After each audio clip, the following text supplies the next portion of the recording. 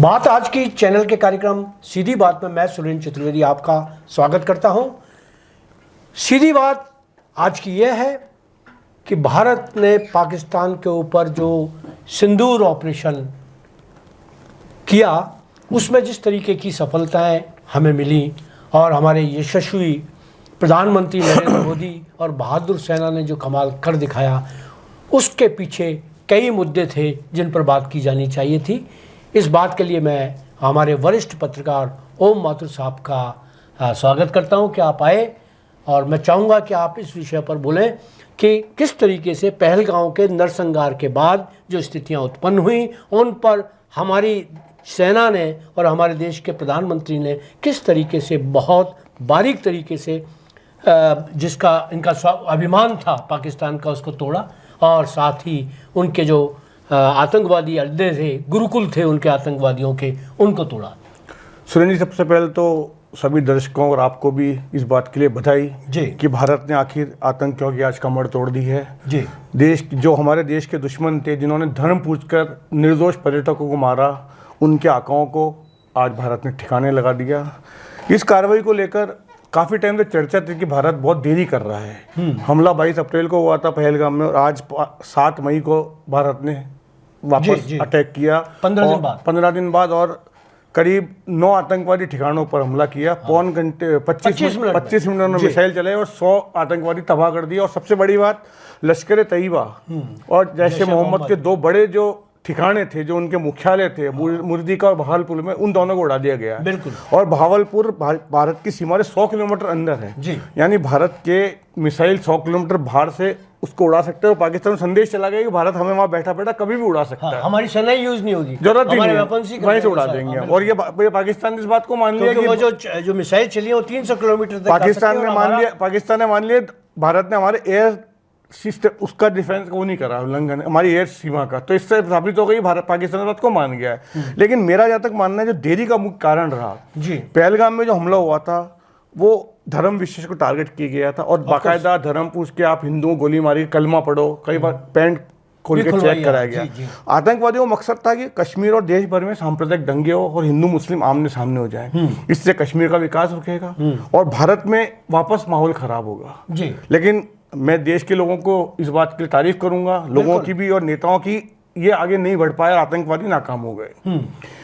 आज आप देखिए जब भारत में कितनी एकजुटता है हिंदू मुस्लिम में, और कहां तक है सरकार और सेना तक में। आप इसका उदाहरण इससे ले सकते हैं, ऑपरेशन सिंदूर के बाद जब आज सेना ने अपनी प्रेस कॉन्फ्रेंस की तो उसमें 2 महिलाओं को लाया गया। आप संदेश देखिए सुरेंद्र जी, पहले नाम रखा ऑपरेशन सिंदूर, इसलिए कि महिलाओं को सिंदूर उजाड़ा गया था वहां पे पहलगाम में। भारतीय सेना ने उन सिंदूर उजाड़ने वालों को उजाड़ के रख दिया। बिल्कुल। दूसरा, 2 महिलाएं। सनातन धर्म के अंदर विवाहिताओं के लिए सिंदूरी क्या कीमत होती है, क्या महत्व होता है, ये हर आदमी जानता है। बिल्कुल। एक व्योमिका सिंह को लेके आए जो हिंदू थी, एयर विंग कमांडर। एक लेके आए सोफिया कुरैशी को जो मुस्लिम थी, वो कर्नल थी। तो ये संदेश था भारतीय सेना का पूरे देश और पूरी दुनिया को कि भारत में हिंदू मुस्लिम एकजुट है और रहेंगे, इनको कोई तोड़ नहीं सकता है, चाहे वो आतंकवादी हो चाहे कोई दोस्त हो। दूसरी बात, आप देखिए पाकिस्तान पिछले काफी दिन से भड़काने वाली कार्रवाई कर रहा था, परमाणु बम फोड़ देंगे। वो जो उनके ख्वाजा आरिफ थे विदेश मंत्री, चौक में सजाए, अमनेस्लिन सजाए। अब हमले के बाद उनकी स्थिति देखिए क्या है। अब वो खुद ख्वाजा आरिफ कह रहे हैं कि अगर भारत आगे नहीं बढ़ता है और यहाँ रुक जाता तो हम कार्रवाई नहीं करेंगे। भारत तो आगे बढ़ ही कहाँ रहा है। आप देखिए कितने टारगेटेड हमले किए गए भारत ने। बिल्कुल। आतंकवादियों के अड्डे उड़ाए गए, सिर्फ एक भी नागरिक नहीं मरा। आप देखिए एक तरफ आतंकी है, मैं तो पाकिस्तान ही कहूंगा, आतंकिस्तान है वो। एक उसके लोग थे जिन्होंने टारगेट करके लोगों को मारा। और हमारी सेना कितनी मानवीयता संवेदनशीलता रखती है कि उसने टारगेटेड हमले करो, एक भी नागरिक नहीं मरा है। बहुत अच्छी बात। तो पाकिस्तान अभी बवाल कर देता है इस बात को लेकर, हालांकि पाकिस्तान सुबह झूठ बोल रहा था। लेकिन दूसरी बात, अब पाकिस्तान में आतंकी बना, इस बात से साबित हो गया कि जो पाकिस्तान से वीडियो आ रहे हैं अब उसमें आतंकवादियों के सामूहिक जनाजे दिखाए जा रहे हैं और भारी भीड़ है उनके अंदर। और एक जो बात पाकिस्तान हमेशा से कहता आया है कि हमारा आतंकवादी से लेना देना नहीं है, हमारी आतंकवादी बस में नहीं है। लेकिन आप देखिए सुरेंद्र जी, जितने आतंकी अंतिम संस्कार भी हो रहे, जनाजा उनमें सेना के अधिकारी मौजूद हैं, पाक सरकार के अधिकारी मौजूद हैं, जो इस बात की पाकिस्तान की पूरी पोल खुलेगी पाकिस्तान की स्थिति क्या है, आतंकियों का कब्जा कहाँ तक है। तो ये और जो आज ये दृश्य दिखाई दे रहे हैं ये पाकिस्तान के लिए खतरनाक साबित हो सकते हैं। आज तक आप सबूत बिना बच जाया करते थे कि हम आतंकी को पनाह दे रहे हैं, पर आज तो आप सबूत दिखा रहे खुद। आपके एक उस पर तो बताया सेना के सबसे वरिष्ठ अधिकारी की तरफ से फूल माला चढ़वाई गई, उस पर लिखा हुआ था, उस पर जो हार आते हैं उस पर। तो आपने अपनी पोल खुद खोल ली। दूसरी बात, मेरा मानना भारत में इस ऑपरेशन से जो एक राजनीतिक एकजुटता का संदेश गया है वो बहुत महत्वपूर्ण है जी। पिछली बार जब एयर स्ट्राइक, सर्जिकल स्ट्राइक हुए थे तो सर्वदलीय बैठक ना पहले बुलाई गई ना बाद में बुलाई गई थी, और विपक्ष को एक तरह से इग्नोर किया गया था उस टाइम, और उस विपक्ष ने फिर प्रमाण आरोप बिल्कुल। इस बार नरेंद्र मोदी ने राहुल गांधी को भी बुलाया, उनको पूरी बात बताई 2 दिन पहले बुला के। सर्वदलीय समिति की बैठक भी बुलाई गई, उसमें सारी विस्तार से चर्चा की, हालांकि मोदी उसमें मौजूद नहीं थे, लेकिन यह है कि विपक्ष को विश्वास में ले गया। तो जब विपक्ष और पक्ष सत्ता एक साथ मिलती है तो ये संदेश बहुत व्यापक होता है पूरी दुनिया के अंदर कि हम एक हैं। तो इसका भी संदेश है। और आप देख लीजिए आज ये स्थिति अभी तक तो आई नहीं है कि सबूत मांग रहा हो उसके, और सबूत की जरूरत भी नहीं है। जो सबूत के लिए छाती पीटते हैं उनके लिए सबूत पाकिस्तान खुद दे रहा है। और आज तो सेना ने खुद ने प्रेस कॉन्फ्रेंस के पहले अपने वीडियो चलाया था कि हमने 9 ठिकाने कौन कौन से उड़ाए, और बाकायदा उन्होंने प्रेस कॉन्फ्रेंस में बताया। तो अब एक तो सबूत से छुटकारा मिला आदमी को, और अब पाकिस्तान कुछ सबूत डाले जा रहे हैं जी भर के कि हमारे ये उड़ा दिए, हमारे ये उड़ा दिए। अब लेकिन सवाल दूसरी है सुरेंद्र जी, क्या भारत अब इस कार्रवाई को रोक देगा और क्या पाकिस्तान इसका आगे जवाब देगा, रिटेलिएट नहीं करेगा? ये 2 बहुत महत्वपूर्ण सवाल है मेरे नजर के अंदर। मेरा ऐसा मानना है अगर भारत कार्रवाई रोक देता है तो आतंकवाद का मैं पूरी तरह खात्मा नहीं मानूंगा। हाँ, बिल्कुल नहीं मानेंगे, क्योंकि एक रॉ की अभी एक रिपोर्ट आई एक दिन में, उसमें भारत की सेना को 21 टारगेट दिए थे, बिल्कुल, कि इसमें 21 अड्डे हैं, लेकिन भारत ने 9 पे कार्रवाई की है। दूसरी बात क्या सुरेंद्र जी, जब सारे आतंकी अड्डे अपने नष्ट नहीं होंगे तब तक, जब तक आप जड़ नहीं काटेंगे टहनियां उगती रहेगी। आप टहनियां काटते रहिए, पेड़ हरा भरा होता है, तो आतंकियों को जड़ से खत्म करना पड़ेगा। तो सवाल ये कि भारत अपनी कार्रवाई आगे रखेगा। और जहां तक पाकिस्तान के प्रतिरोध का सवाल है, मुझे लगता नहीं उसकी हैसियत ऐसी है कि वो प्रतिरोध कर पाएगा। लेकिन बंदर के हाथ में अगर उस तरह आ जाए तो वो कुछ भी कर सकता है, ऐसा भी नहीं मानते। हाँ, उनकी मनोबल टूटा है उनकी सेनाओं का, और सबसे बड़ी बात है कि वो कितने मोर्चों पर कहाँ लड़ेगा, वो आंतरिक उसकी जो कलह है वही है। बिल्कुल। पहली बार तो सेना के जो यंग जो चैप्स हैं वो सारे के सारे उसके बाद आप उसकी सेना की भारत की सेना की तुलना कर दीजिए, उसके हथियारों के भारत के हथियारों की तुलना कीजिए, 10-20 गुना हम उनसे आगे हैं। आर्थिक स्थिति उनकी देख लीजिए, भुखमरी की स्थिति है, कटोरा लेके घूमते रहते हैं, आटे का संकट हो रहा है वहाँ पे लोग, और हमारी अर्थव्यवस्था 4थे नंबर पे आ गई है। तो भारत से मुकाबला वो नहीं कर सकता है। तो अब सवाल है कि अगर वो भारत से मुकाबला नहीं करेगा और भारत आगे बढ़ के वापस आतंकी ठिकाना नष्ट नहीं करता है तो फिर भविष्य में क्या होगा। आप जो कह रहे हैं कि बंदर, आप परमाणु हथियारों की बात कर रहे हैं, पर सुनिए परमाणु हथियारों का इस्तेमाल करना बहुत आसान काम नहीं है। और मुझे लगता है इसके अगर ऐसी गलती पाकिस्तान करता है खुद तो भुगतेगा, पर दुनिया भुगतेगी उसको। आप देखिए वो है, वो कितना सा वो परमाणु बम कहाँ चला लेगा, किस पे चला देगा, किस तरीके से उसके दुष्परिणाम वो खुद भुगतेगा। आपको उसकी आश्चर्य बात नहीं लगती? हमने आधा किलो परमाणु बम बना के, दिवाली का पटाखे थोड़ी आधे घंटे आपने उसे उड़ा के फेंक दिया उसको, परमाणु बम है वो, आधा किलो क्या होते हैं, 130 आधा किलो परमाणु बम कहाँ के उड़ाएगा। मुझे ये भी लग रहा है सुरेंद्र जी की जो चाइना उसको आर्थिक मदद देता है चीन पाकिस्तान को, तो मुझे लग रहा है उसका बहुत कुछ परमाणु जो कार्यक्रम है वो चाइना के कब्जे में भी है। वो इसलिए है क्योंकि वहाँ जो आतंकवादी हैं वो भी उस परमाणु बम को छीनकर उसका यूज कर सकते हैं। इसलिए चाइना ने उनको सारा का सारा अपनी कस्टडी में ले रखा है, और वो नहीं चाहते कि वो इस तरह से जरूर दे देंगे। करोड़ अरबों रुपए उन्होंने अपने इसको उधार दे रखे हैं, अरबों रुपए उनकी योजनाओं पर लगा रखे हैं। पाकिस्तान तो गिरी हुई सुरेंद्र, वो बना रहा है पोर्ट, वो तो सारा पाकिस्तान गिरी हुई है उसके बाद आज की तारीख में।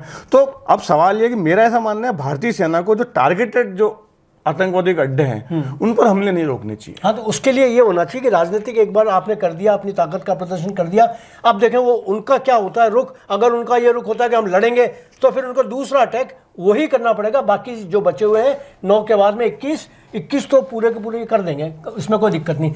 लेकिन इनको अभी एकदम से नहीं करना चाहिए कि एकदम से कर दें, थोड़ा सा देख लें, और उसके बाद में अगर पाकिस्तान को ये कहा जाए कि अब चलिए हमने 9 तो खत्म कर दिया, बाकी यहाँ हैं और ये आपका बिल्कुल, ये आप या तो हमें वापस दे दो, हमें दे दो, या आप मार दो। भारत की जो रणनीति यही चल रही थी। भारत जैसा आप देखिए, हर आदमी कह रहा है वाटर स्ट्राइक से क्या होगा, मीडिया स्ट्राइक से क्या होगा, आयात बंद करने से क्या होगा, उसका हुआ ना, पाकिस्तान दबाव पड़ा ना। आप देखिए जब आपने नदी का पानी रोक दिया और कल वापस छोड़ दिया, 16 पाकिस्तानी बह गए। तो ये तो बहुत बड़ा हथियार है पानी का आपके पास। आप अगर दोनों डैम बंद कर देंगे बगलिहार वहां पे, और उसको बाद 5 दिन में अगर पानी छोड़ देंगे तो पाकिस्तान बाढ़ आ जाएगी। बिल्कुल आ जाएगी।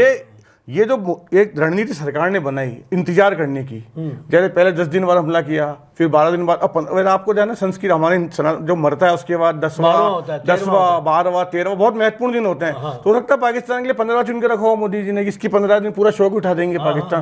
तो ये भी संभव है, इस रणनीति में विचार किया गया। तो अब सवाल यही रह गया है कि क्या पाकिस्तान इसका जवाब देगा क्या।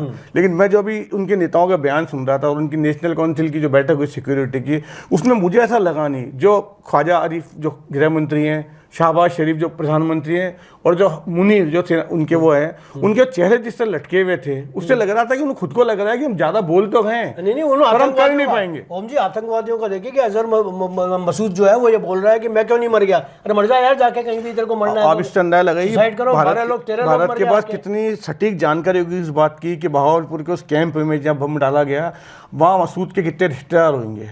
जब 14 खुद मान रहे हैं मर गए मेरे, 10 रिश्तेदार, 4 करीबी सहयोगी, तो कितनी सटीक जानकारी भारत के पास होगी। और आज भी सटीक जानकारी भारत के पास होगी और अड्डों की, तो उनको तो भारत को नष्ट करना चाहिए। और अब मुझे लग रहा है सुरेंद्र जी, पाकिस्तान का फुल एंड फाइनल कर देना चाहिए अब, क्योंकि अब अगर अब नहीं तो हम आतंकवाद से कब तक लड़ते रहेंगे, क्योंकि उनके पास तो काम ही नहीं। पाकिस्तान तो कंगला देश है ना, उसको कोई आप देखिए उसको मुस्लिम देश स्वीकार नहीं करते।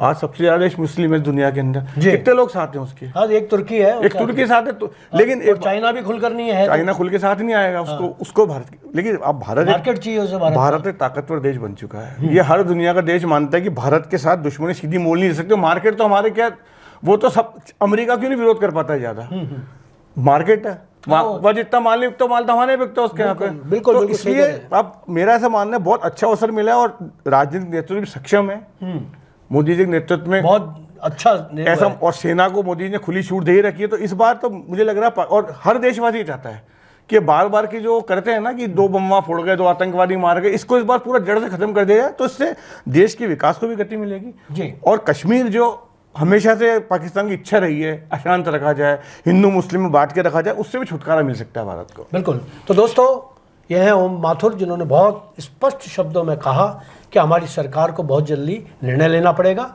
और ये निर्णय जब तक आतंकवाद को समूल नष्ट न कर दिया जाए, 9 ही नहीं, 1 भी ना बचे, ऐसा अगर हो जाए तो सर्वाधिक अच्छा मौका है। इस मौके का लाभ उठाया जाना चाहिए। मुझे ओम जी लग भी रहा है कि ये लाभ उठाया जाएगा और हमारी सेना है वो बहुत सक्षम है, हमारा नेतृत्व बड़ा पराक्रमी है और जो बोलता है करता है। सबसे बड़ा सूरज जी जनता में जो एकजुटता है, जो पाकिस्तान चाहता है कि हिंदू मुस्लिम में दंगे, आप देखिए इस पूरे प्रकरण के बाद देश में कोई दंगे नाम की चीज नहीं हुई, इवन कश्मीर में कुछ भी नहीं हुआ। नहीं, कश्मीर के लोग हमारे साथ, ये बहुत पाकिस्तान के लोग हमारे साथ है। बिल्कुल। खैबर पख्तून में और बलूचिस्तान के लोग तो कह रहे हैं अगर इंडियन आर्मी घुसती है हम उनके साथ देंगे। आप इससे अंदाजा लगाइए पाकिस्तान के मंत्रियों की हालत क्या है। एक से सांसद से पूछा कि आप अगर युद्ध होता बॉर्डर पे जाएंगे, उसे मैं लंदन भाग जाऊंगा मैं तो। अब देखिए वहाँ डर कितना बैठा हुआ है, और डर ऐसा बैठा हुआ है कि सब बाकी ये तो बेचारा अजहर जो मसूद है वो बिल्कुल पागल था, जिसने अपने बाल बच्चों को और अपने वहाँ रख रखा है, और उसको भी भेज देना चाहिए। वो सुरक्षित, बाकी सब जगह ही सुरक्षित थे ना। उनको लग रहा भावलपुर 100 किलोमीटर दूर से वहाँ से, वहाँ कौन सा अटैक हो सकता है भाई। लॉन्च पैड जो आज तक पाकिस्तान के POK में थे, वहाँ हो जाता था अटैक, तो इनको उम्मीद नहीं थी ना 100 किलोमीटर दूर मिसाइल जाए गिरेगी। और मेरा लग रहा है कि बहुत बड़ा आतंकवादी मरे, क्योंकि ये जितने भी लॉन्च पैड और ठिकाने थे ये सब शिफ्ट हो गए थे। तो मुर्दी के और भागलपुर जैश और इसका जो सबसे बड़े, क्योंकि आमतौर पर देखिए पुलिस वाले लाइन हाजिर किया जाता है, उसको बोलते लाइन भेज दो, इसको लाइन हाजिर दो, तो वो लाइन पुलिस का एक तरह से मुख्यालय हो गया।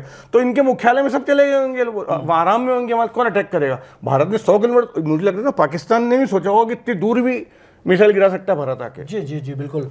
तो दोस्तों, आपने ओम माथुर जी को सुन लिया, बहुत साफ शब्दों में उन्होंने कहा है कि अब नहीं तो कभी नहीं। तो दोस्तों, आपको कार्यक्रम अच्छा लगा होगा, आपका बहुत बहुत आभार, धन्यवाद। आपका भी आभार सर।